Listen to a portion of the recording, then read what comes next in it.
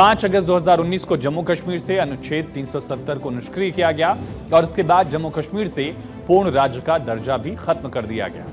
हालांकि प्रधानमंत्री नरेंद्र मोदी, गृह मंत्री अमित शाह दोनों ही कई बार कह चुके हैं हालात ठीक होते ही जम्मू कश्मीर को पूर्ण राज्य का दर्जा भी मिलेगा और अब पूर्ण राज्य को लेकर फिर से सुगबुगाहट सुनाई दे रही है। इन सब के बीच जम्मू कश्मीर के मुख्यमंत्री उमर अब्दुल्ला ने कश्मीर को पूर्ण राज्य के दर्जे के लेकर इस मुद्दे पर एक बड़ा स्टेटमेंट दिया है। उमर अब्दुल्ला ने कहा कि अगर राज्य का दर्जा वापस लाने के लिए उन्हें कुर्सी छोड़नी पड़ी तो भी वो तैयार है। जितनी जल्दी हो अच्छा है। यहाँ तक कि मैंने एक अखबार के जरिए पढ़ा है कि स्टेटहुड बहाल होगा, लेकिन उसके लिए नए सिरे से असेंबली इलेक्शन करने होंगे। कराइए, किसने रोका? हमें अपनी कुर्सी की फिक्र नहीं है। ये स्टेटहुड यहाँ की हुकूमत के लिए नहीं है, ये स्टेटहुड जम्मू कश्मीर के लोगों के लिए है और हम एमएलए जो हैं इसमें रुकावट नहीं बनेंगे। रिपोर्ट्स हैं कि केंद्र सरकार आने वाले महीनों में जम्मू कश्मीर को राज्य का दर्जा वापस देने पर विचार कर सकती है, लेकिन इसके लिए शर्त यह होगी कि नए चुनाव कराए जाएं। इस पर मुख्यमंत्री उमर अब्दुल्ला ने कहा कि मुझे पता है कि ऐसी खबरें कहां से आ रही हैं। उमर ने कहा कि नेशनल कॉन्फ्रेंस राज्य का दर्जा बहाल करने में कभी भी बाधा नहीं बनेगी। मैं कुर्सी छोड़ने के लिए भी तैयार हूं। जानता हूं ये कहानी कहां से आई, मैं जानता हूं ये यहाँ के अखबार में कहां से प्लांट हुआ, और ये प्लांट हुआ सिर्फ इस गर्ज से कि एमएलए जो है वो डर जाएं और कहें नहीं छोड़ो, फिर हम 5 साल इंतजार करेंगे। जिस दिन आप स्टेट लाते हो, जिस दिन आप यहाँ स्टेट बनाते हो, मैं दूसरे दिन जो है गवर्नर साहब से कह के असेंबली डिसॉल्व करा लूंगा। हमें डराने की कोशिश मत करिए। स्टेटहुड हमारा हक है, हमें स्टेटहुड दे दीजिए। तो उमर अब्दुल्ला कह रहे हैं कि उनकी सरकार कभी भी पूर्ण राज्य के दर्जे के लिए बाधा नहीं बनेगी। अगर ऐसी जरूरत भी आन पड़ी कि स्टेट असेंबली को डिसॉल्व करना होगा, वो उसके लिए भी रेडी है, मेंटली तैयार है। महबूबा मुफ्ती की पार्टी पीडीपी कह रही है कि ये प्रोसेस की बात है, कार्यवाही की बात है।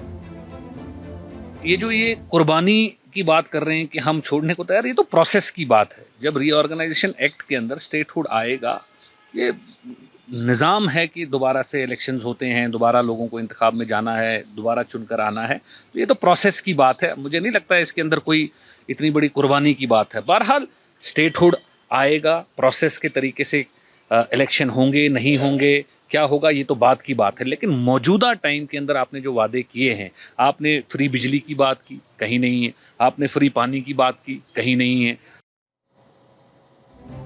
उमर अब्दुल्ला, महबूबा मुफ्ती और जम्मू कश्मीर को पूर्ण राज्य का दर्जा बहाल करने की मांग ये दोनों नेता काफी दिनों से कर रहे हैं। केंद्रीय गृह मंत्री अमित शाह ने दिसंबर 2024 में कहा भी था कि जम्मू और कश्मीर का जल्द ही पूर्ण राज्य का दर्जा बहाल कर दिया जाएगा। लेकिन सवाल यह है कि क्या विधानसभा भंग होगी, क्या ऐसी कोई कार्यवाही है?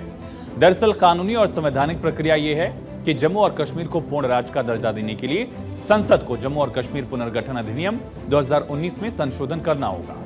यह संशोधन केंद्र शासित प्रदेश को पूर्ण राज्य में बदलने की प्रक्रिया को परिभाषित करेगा। केंद्र के पास विधानसभा भंग करने का अधिकार संवैधानिक रूप से है। जब कोई केंद्र शासित प्रदेश पूर्ण राज्य बनता है तो मौजूदा विधानसभा को भंग करना अनिवार्य नहीं, कंपल्शन नहीं है। उदाहरण के लिए हिमाचल प्रदेश और गोवा जब केंद्र शासित प्रदेश से पूर्ण राज्य बने, उनको दर्जा मिला, तो उनकी विधानसभाओं को भंग नहीं किया गया था, वो विधानसभाएं कंटिन्यू कर रही थी। हालांकि केंद्र सरकार के पास यह अधिकार है कि केंद्र विधानसभा को भंग करने का भी निर्णय ले सकता है, खासकर अगर नई शक्तियों और संवैधानिक ढांचे के तहत नए सिरे से चुनाव को जरूरी समझा जाए, तब ऐसा किया जा सकता है। जहां तक ये सवाल है कि नया इलेक्शन होने का, वो तो प्रेसिडेंट से एक सेट हो गई है कि जहां भी यूनियन टेरिटरी को स्टेट का दर्जा दिया गया वहां नए इलेक्शन नहीं हुए, लिहाजा नए इलेक्शन नहीं होंगे।